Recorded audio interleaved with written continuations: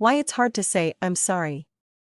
It is hard to say, I'm sorry, because then we have to admit we did something wrong, and it usually means we have offended someone through our own insolent words or actions.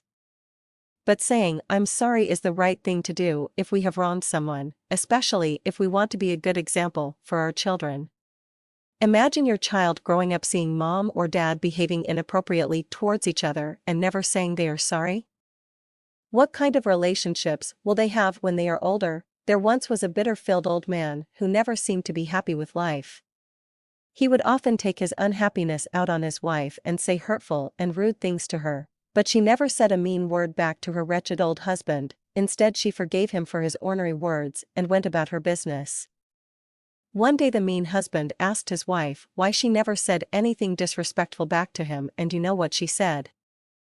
She told her husband that if she were to be disrespectful back she would be just like him, unhappy and bitter inside, and she wasn't going to do that to herself, and so every time he said a mean thing to her, she asked God to help her forgive her husband, and it worked.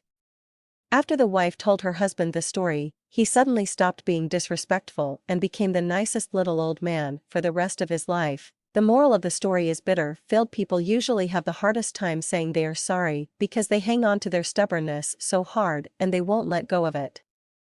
But saying we're sorry means swallowing our pride and admitting we erred, which takes a bit of humility.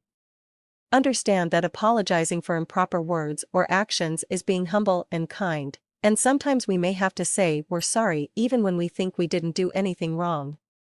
And that takes tremendous compassion. Many things can prevent us from apologizing for our inappropriate behavior and rude comments, but the most damaging feature we humans have that prevents us from loving others properly is pride.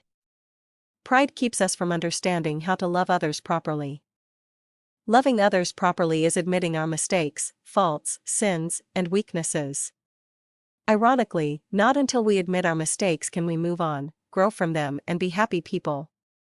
We should always be willing to tell others we're sorry if we have offended them, for it teaches us compassion and acceptance, and it teaches others to be compassionate because of our example. The golden rule stands out here. Treat others the way you would like to be treated. There will always be someone, somewhere that we will have to apologize to.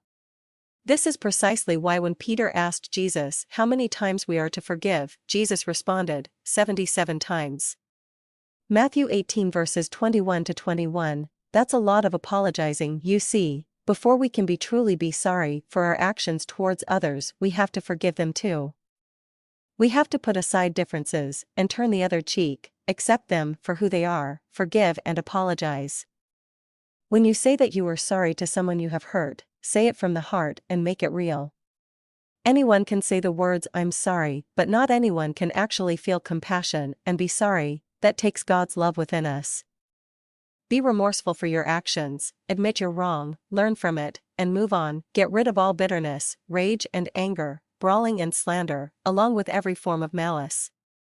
Be kind and compassionate to one another, forgiving each other, just as in Christ forgave you. Ephesians 4 verses 31 to 31,